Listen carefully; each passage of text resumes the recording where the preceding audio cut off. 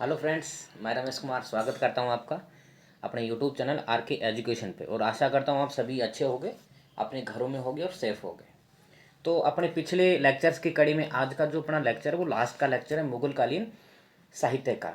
और इसमें जो लास्ट का लेक्चर है वो है मुगल कालीन साहित्य जो है उसमें एक चैप्टर आता है अनुवाद विभाग। अकबर ने क्या किया था, एक अनुवाद विभाग की स्थापना की थी, जिसमें क्या किया उन्होंने कि जितने भी भारत के जो पुराने ग्रंथ थे, धार्मिक ग्रंथ थे, कुछ गणित के ग्रंथ थे, कुछ ज्योतिष पे लिखे हुए ग्रंथ थे, उनका फारसी अनुवाद करवाया।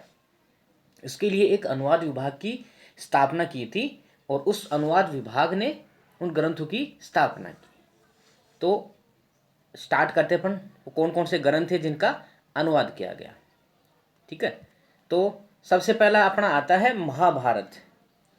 देखो महाभारत रामायण ये जो है ना मोस्टली भारत की जो पॉपुलर ग्रंथ होते हैं, और उस टाइम पे भी यही थे। तो सबसे पहले उन्होंने इन्हीं का ही अनुवाद करवाया। अब देखो महाभारत का अनुवाद करवाने के लिए उन्होंने क्या किया, एक अनुवाद समिति का गठन किया गया, जिसमें मुल्ला सीरी, नकीब खां बदायूनी, शेख सुल्तान हाजिर, ये सॉरी मुल्ला सोरी, ठीक है, ये और एक फैजी, 1 2 3 4 5 लोग थे। इन 5 लोगों का गठन किया गया और उन्होंने महाभारत को फारसी में अनुवाद करने का निर्देश दिया गया। देखो अब ये 4 इतने इंपॉर्टेंट नहीं होते हमारे लिए, सबसे ज़्यादा इंपॉर्टेंट होता है कि किसने किया, किसके निर्देशन में किया। वो ही मोस्टली इसका उत्तर होता है कि किसने अनुवाद किया था। तो इसका निर्देशन किसने किया था, फैजी ने, यानी जितने भी लोग थे इसकी देख रेख में काम कर रहे थे। अब देखो उसको याद कैसे करेंगे। महाभारत, सॉरी एक चीज़ और छूट गई, ये जो इसका फारसी अनुवाद का नाम जो था ना वो रज्मनामा के नाम से था। रामायण का भी सेम था और महाभारत का भी रज्मनामा सेम था। अब देखो रज्मनामा का होता क्या, इसका हिंदी अर्थ होता है युद्धों की किताब। देखो महाभारत में भी युद्ध होते हैं खूब सारे कौरव पांडवों के बीच में, और रामायण में भी युद्ध होते हैं राम और रावण के बीच में। तो उन दोनों का जो फारसी अनुवाद का जो नाम था वो रज्मनामा था। ठीक है, अब देखो दोनों को याद कैसे करेंगे। इसमें देखो रामायण का भी जो अनुवाद विभाग है ना, पहले अपन महाभारत को देख लेते हैं। महाभारत में अर्जुन क्या करता है, अपना फर्ज निभाता है। मतलब पूरा जो महाभारत का युद्ध, जो महाभारत होती है ना, वो युद्ध पे डिपेंड होती है। और युद्ध में, युद्ध भी किस चीज का होता है, फर्ज का। यानी क्षत्रियों का क्या काम होता है, युद्ध करना, अपनी जो शासन सत्ता जो है ना वो खोई हुई होती है उसको पुनः प्राप्त करना। यानी ये उनका फर्ज होता है क्षत्रियों का कि वो युद्ध करें और अपनी सत्ता जो है ना वापस स्थापित करें। तो क्या होता है उनका फर्ज। ठीक है, तो इसके राइटर कौन हो गए, अनुवादक फैजी। क्लियर, महाभारत का अनुवादक कौन हो गया, फैजी, जो अनुवाद विभाग का अध्यक्ष था। तो इसका आंसर फैजी हो जाएगा। कैसे याद करेंगे, पांडवों का क्या फर्ज था, क्षत्रिय थे तो युद्ध करना, तो क्या था फर्ज, तो फैजी हो गया। अब आते हैं रामायण में। देखो ये मोस्टली ये लोग ही रामायण में मिल जाएंगे आपको, एक आध नहीं मिलेगा। बदायूं नहीं मिल जाएगा, नकीब खां, सुल्तान हाजी और फैजी। अब इसका निर्देशन किसने किया था, इसका निर्देशन किया था बदायूं ने। ठीक है, अब देखो इसको कैसे याद करेंगे। जैसे ये आ जाए ना कि रामायण का अनुवाद किसने किया, तो आपको बदायूं ही आंसर करना होता है, यही आपके ऑप्शन में आएगा। अब इसको याद कैसे करेंगे, बहुत इजी ट्रिक है। महाभारत में क्या था, महाभारत, पूरी महाभारत किसके फर्ज के नाम पे डिपेंड थी। अब देखो रामायण जो थी पूरी की पूरी एक छोटी सी बात पे डिपेंड थी। अगर वो मैटर नहीं होता तो इतनी बड़ी रामायण की घटना ही नहीं होती। होता क्या है, श्रवण कुमार अपने माता पिता को लेके जा रहा होता है, दशरथ की तीर से गलती से श्रवण कुमार की हत्या हो जाती है, श्रवण कुमार की मृत्यु हो जाती है। तो उसके माता पिता दशरथ को बद्दुआ दे देते हैं। ठीक है, उनको बद्दुआ देते हैं कि जैसे आज हमारा बेटा हमसे दूर हो गया ना, एक दिन आएगा उस दिन तुम्हारा बेटा भी तुमसे दूर हो जाएगा। और यही हुआ, राम को वनवास हो गया, 14 साल का हो गया, वहां सीता का अपहरण हो गया, रावण का युद्ध हो गया। तो पूरी जो स्टोरी जो रामायण की थी, जो इतिहास था, वो कहाँ पे, एक श्रवण कुमार के माता पिता की बद्दुआ पे। यानी इसका जो राइटर हो जाएगा बदायूनी। ठीक है, बद्दुआ को बदायूनी से कनेक्ट कर लेंगे। ये फर्ज पे था तो फैजी, और ये बद्दुआ पे बेस थी तो बदायूनी। क्लियर, अब चलते हैं नेक्स्ट पे। देखो रामायण का ये अकबर काल में हुआ था, बदायूनी ने अकबर काल में किया था। अब दूसरा आ जाता है रामायण का शाहजहाँ काल में। शाहजहाँ के काल में भी इसका एक बार अनुवाद हुआ था फारसी में। अब इसको देखो कैसे याद करेंगे, क्या किया किसने था, इब्न हरण ने किया था। यानी रामायण में क्या हुआ था, हरण हो गया था सीता माता का, ठीक है, तो इब्न हरण। अब देखो इसको किसके काल में हुआ था, इसको कैसे याद करेंगे, जब शाहजहां वृद्ध हो गया था तो औरंगजेब ने शाहजहां का अपहरण करके उसको कैद कर दिया था, और उसके अंतिम दिन कैद में ही बीते थे। तो रामायण में किसका अपहरण हुआ, सीता माता का, और मुगल काल में किसका अपहरण हुआ था, शाहजहां का अपहरण। तो राइटर कौन हो गया, इब्न हरण, और किसके काल में, शाहजहां काल में। क्लियर। अब आते हैं नेक्स्ट पे, भगवत गीता और योग वशिष्ठ। देखो बहुत सिंपल है, भगवत गीता और योग वशिष्ठ का अनुवादक था दारा शिकोह। दारा शिकोह इतना धार्मिक और इतना इंटेलिजेंट और इतने साहित्यों का जानकार था जितना मुगल काल में कभी कोई नहीं हुआ था। और धार्मिक मामले में अकबर के बाद में उस कड़ी में ये दूसरा आदमी था जो इतना धार्मिक सहिष्णु था। तो इसने क्या किया, दारा शिकोह ने जो हिंदू ग्रंथ थे, भगवत गीता, योग वशिष्ठ, 12 उपनिषद, इन सब का फारसी में अनुवाद किया, इनकी अच्छाई जानने के लिए कि इनमें अच्छा क्या है। तो इसको याद कैसे करेंगे, देखो भगवत गीता में किसके बारे में बताया गया है, भक्ति के बारे में। योग वशिष्ठ एक विशिष्ट प्रकार के योग होते हैं जिनसे भक्ति की जाती है, ठीक है। और जब भक्ति की जाती है तो जब दिल लगा के किसी को पूजा जाता है तो किसकी भक्ति की बयार या भक्ति की धारा बहती है, यानी दारा सिकोह है, ठीक है। भगवत गीता योग वशिष्ठ किसने किया, दारा सिकोह ने। भक्ति की धारा बही तो धारा हो गई। नेक्स्ट आते हैं 52 उपनिषद। देखो 52 उपनिषद का अनुवाद किया था दारा सिकोह ने, और इसका नाम जो लिखा था, यानी उस संग्रह का नाम लिखा था उन्होंने, सिर ए अकबर, ठीक है। अब इसको देखो याद कैसे करेंगे, आपको ध्यान में हो तो अकबर ने एक उपनिषद की रचना की थी जो सबसे छोटा उपनिषद माना जाता है। 108 उपनिषद हैं टोटल, जिसमें से शंकराचार्य ने 10 पे ही भाष्य लिखे थे, तो वो ही माने जाते हैं। लेकिन दारा सिकोह ने 52 उपनिषदों का अनुवाद किया, और एक उपनिषद जो था ना अकबर ने अपने काल में लिखाया था, जो सबसे छोटा उपनिषद माना जाता है, ठीक है। तो जब उपनिषद की बात आएगी तो श्री अकबर, यानी ये जो सबसे छोटा उपनिषद में मुगल काल में अगर कनेक्ट करते हैं तो किसने लिखवाया था, अकबर ने। तो ये अकबर के दिमाग की उपज थी, यानी अकबर के सिर की उपज थी, ये दिमाग सिर में होता है ना, तो सिर की उपज थी। अब इसको किसने किया, इस धारा को आगे किसने, ये जो कड़ी थी इसको आगे किसने बढ़ाया, दारा सिकोह ने बढ़ाया, ठीक है। धार्मिक अकबर था, अकबर की कड़ी कई धारा था, ठीक है। अब आते हैं नेक्स्ट पे। नेक्स्ट जो है वो है लीलावती। देखो लीलावती जो है ना एक मैथ की बुक है, और इसका काफ़ी बार अनुवाद हुआ और काफ़ी इसका प्रचलन हुआ, और इसका अनुवाद किसने किया था, फैजी ने किया था, ठीक है। अब देखो उसको याद कैसे करेंगे, लीलावती, अपन फर्स्ट के दो लेते हैं। लीला, देखो पहले कुछ टाइम पहले जब अपन बच्चे थे तो उस टाइम पे एक सीरियल आया करता था, कृष्ण लीला, ठीक है, जिसमें भगवान कृष्ण के बारे में बताया जाता था। और कृष्ण जी किसके रिलेटेड थे, महाभारत से रिलेटेड, ठीक है। और महाभारत का अनुवाद किसने किया था, फैजी ने। तो इसके भी अनुवादक कौन हो गए, फैजी, क्योंकि महाभारत में कृष्ण जी के बारे में इसने जाना, और कृष्ण लीला, तो कृष्ण जी की लीला जो थी उसका भी अनुवाद फैजी ने किया। क्लियर। ये थे शुरू के ग्रंथ। अब चलते हैं अपन नेक्स्ट के।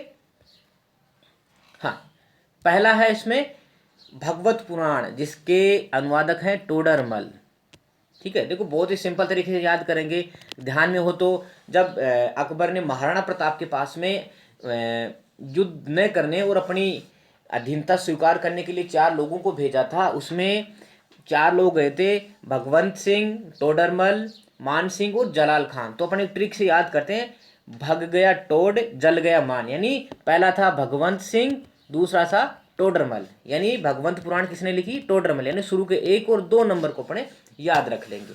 क्लियर। अब चलते हैं नेक्स्ट, हरिवंश पुराण। इसको फारसी में अनुवाद किया था मौलाना सोरी ने, ठीक है।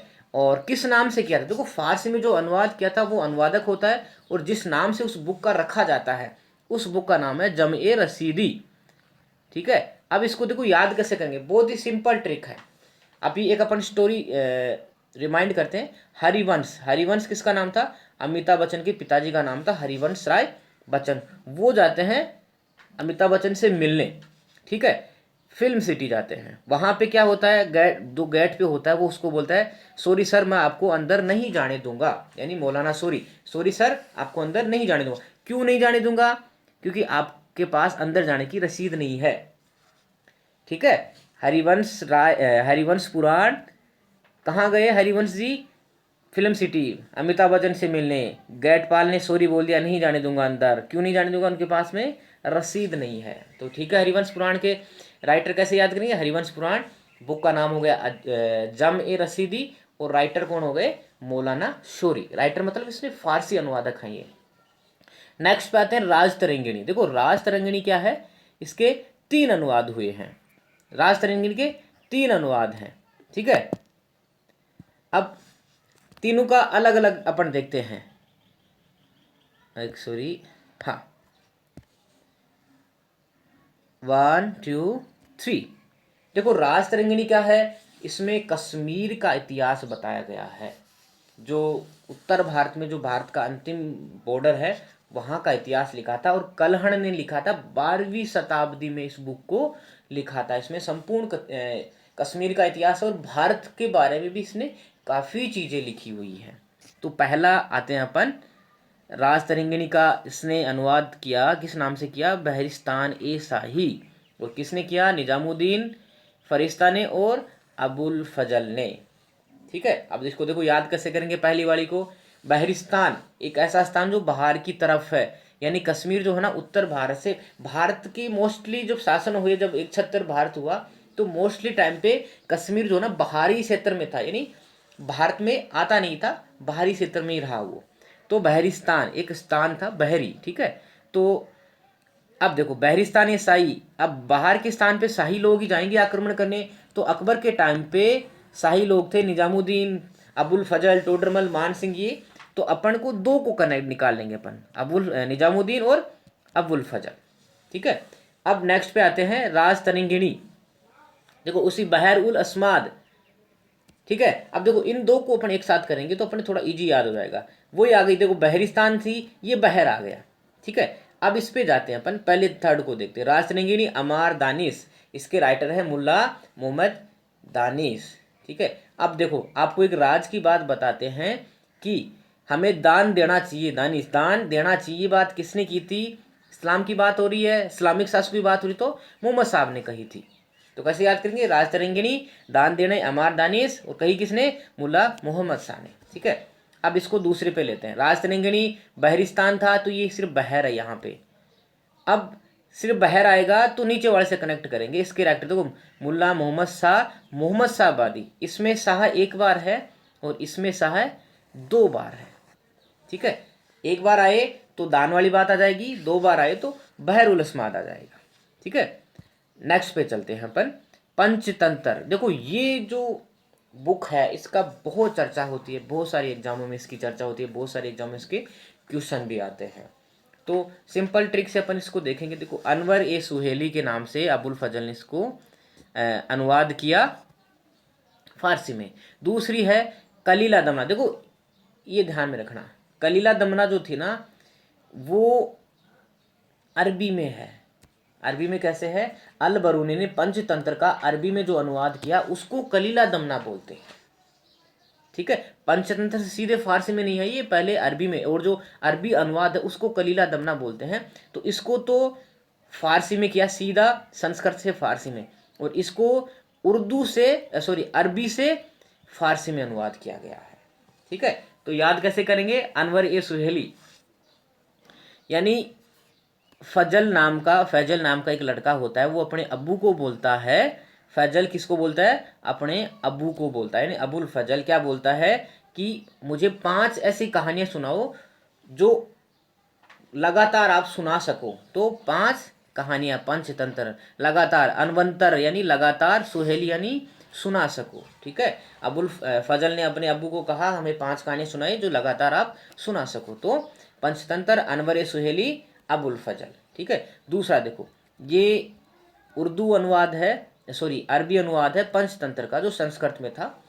अब इसका अनुवाद है आयार ए दानिश ये किसने किया? अबुल फजल ने। ये कलीला दमना किया था अल बरूनी ने, और अल बरूनी की जो बुक थी अरबी में जिसका अनुवाद हुआ था पंचतंत्र का, उसका अनुवाद किया फारसी में उसी अबुल फजल ने। ठीक है, तो ये किया किसने? अयार ए दानिश के नाम से किया। ठीक है, और ये ही मोस्टली आता है, ध्यान में रखना, अयार ए दानिश। अब नेक्स्ट बात, अब देखो इसको सॉरी याद करना, आप कैसे याद करेंगे? जो कलीला जो दमना है ना, ये लोमड़ी की कहानी है। कौवा लोमड़ी की आपने कहानी सुनी है? कौवा ऊपर बैठा रहता है, लोमड़ी नीचे बैठी रहती है, तो वो बोलती है, कुछ उसके मुंह में होता है, तो क्या तू दान करेगा क्या मुझे खाने के लिए? कौवे ने मना कर दिया, यानी दान के लिए बोलता है वो। ठीक है, तो कलीला दमना कौवा लोमड़ी की कहानी दान के लिए बोला, नहीं बोला, अबुल फजल ने अनुवाद किया।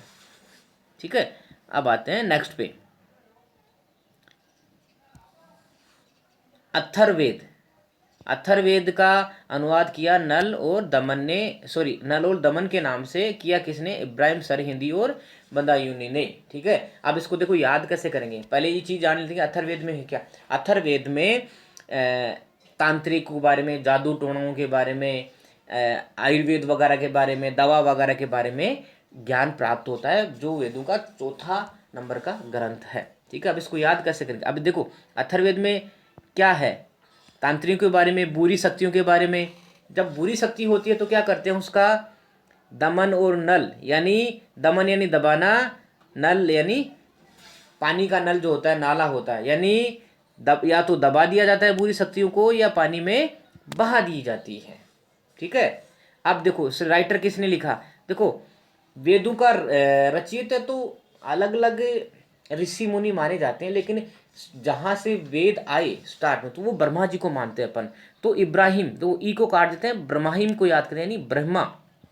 ठीक है, ब्रह्मा, और ब्रह्मा ने बोला और लिखा किसने? बंदा यूनि, एक ऐसा बंदा हो जो यूनिक तौर पे लिखता हो, तो ये बंदा यूनि और ब्रह्मा यानी इब्राहिम सरहिंदी। ठीक है, अब आते हैं नेक्स्ट पे, नल दमयंती। नल दमयंती का जो अनुवादक है वो फैजी है, और किस नाम से किया है? मसनबी नलो दमन। ठीक है, देखो बहुत ही इजी तरीके से अपन याद करेंगे। नल दमयंती यानी पानी के नल को अपने को दबाना है, दमन यानी दबाना होता है ना, तो पानी के नल को दबाना है, यानी नलो दमन, नल को दबाना है। और दबाने के लिए क्या करना पड़ेगा अपने को? फोर्स लगाना पड़ेगा, पावर लगाना पड़ेगा, फोर्स यानी फैजी। ठीक है, नेक्स्ट पे आते हैं, खगोल ग्रंथ तजक।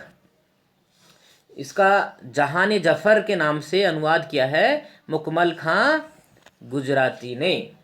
ठीक है, अब देखो इसको याद कैसे करेंगे? खगोल ग्रंथ तजक यानी खगोल के बारे में जानकारी लेनी है, तो खगोल के बारे में जानकारी लेंगे, यानी पूरे जहान के बारे में जानकारी लेंगे। ठीक है, अब जहान के बारे में जानकारी लेंगे तो अपने हाथ वो ये तभी मुमकिन है जब अपन ऐसे आदमी को साथ मिले जो बहुत तेज हो। अब देखो अपने भारत में गुजराती को बहुत तेज माना जाता है, बिजनेस में मान लो, और शॉप पे बैठे तो वहाँ बहुत तेज माना जाता है। तो कैसे याद करेंगे? खगोल के बारे में जानेंगे तो पूरे जहान के बारे में जान जाएंगे। और कैसे जानेंगे? तब कब मुमकिन कब है? जब कोई गुजराती अपने साथ में होगा। ठीक है, अब नेक्स्ट पे चलते हैं अपन, सिंहासन बत्तीसी, जिसका नाम किसके नाम से किया है? नामा ए खिराज अफजा, और किया किसने है? बदायूनी ने। क्लियर? अब देखो इसको अपन याद कैसे करेंगे? याद करने का देखो, बदायूनी आपको शुरू में भी हमने बताया था कि बदायूनी जो था ना, वो अकबर का हमेशा खिलाफ रहा था, उसकी धार्मिक नीतियों का, उसके जो शासन करने की जो प्रवृत्ति थी उसका हमेशा विरोधक रहा हुआ है। तो सिंहासन बत्तीस यानी सिंहासन पर कौन था? अकबर, और बदायूनी क्या? हमेशा उसका खिलाफत रहा है, यानी उसकी खिलाफत रहा, यानी खिरात अफजा। ऐसी अफवाह होती थी कि बदायूनी जो था ना हमेशा अकबर के सिंहासन के खिलाफ था, खिरात अफजा यानी खिलाफ रहा। तो कैसे याद करेंगे? सिंहासन बत्तीसी, नामा ए खिरात अफजा, और कौन था? बदायूनी। ठीक है, अब आते हैं कथा सरित सागर। कथा सरित सागर जो है बहर अल अस्माद के नाम से बदायूनी ने ही अनुवाद किया है। ठीक है, इसको याद कैसे करेंगे? बहुत ही इजी वे में अपन याद करेंगे। थोड़ा सा देखो माइंड को एक जगह रखना जब भी अपन ये ट्रिक देखते हैं। कथा सरित सागर यानी जब भगवान की कथा सुनी जाती है, कोई भी कथा सुनाई जाती है अपने को, ठीक है, तो जो बुरी शक्तियां होती हैं, जो बद्दुआएं होती हैं, वो क्या करती हैं, बाहर की ओर बह जाती हैं। यानी कथा सुनाई कथा सरित सागर, बुरी शक्तियां क्या हो गई, बहर यानी बह गई बाहर की ओर, सारी जो ओल बहर यानी सारी बुरी शक्तियां जो थी ना बहर गई। क्या बह गई, जो बुरी बद्दुआएं थी, बुरी शक्तियां थी, बद्दुआएं यानी बदायूनी। ठीक है, अब चलते हैं नेक्स्ट पे और लास्ट पे, चंद्रो प्रबोध चंद्रोदय। इसके जो राइटर हैं वो सॉरी जो अनुवादक हैं वो हैं, एक मिनट ये दिखेगा नहीं, हाँ, मुंशी बनावाली दास। ठीक है, और किस नाम से किया है, गुलजार ए हाल।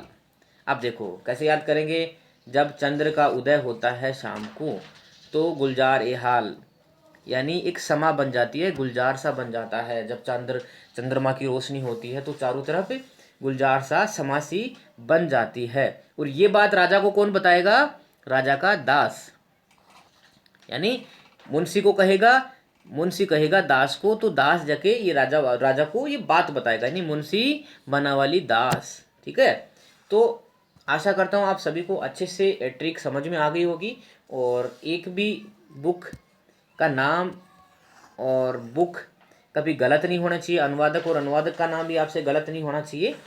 धन्यवाद।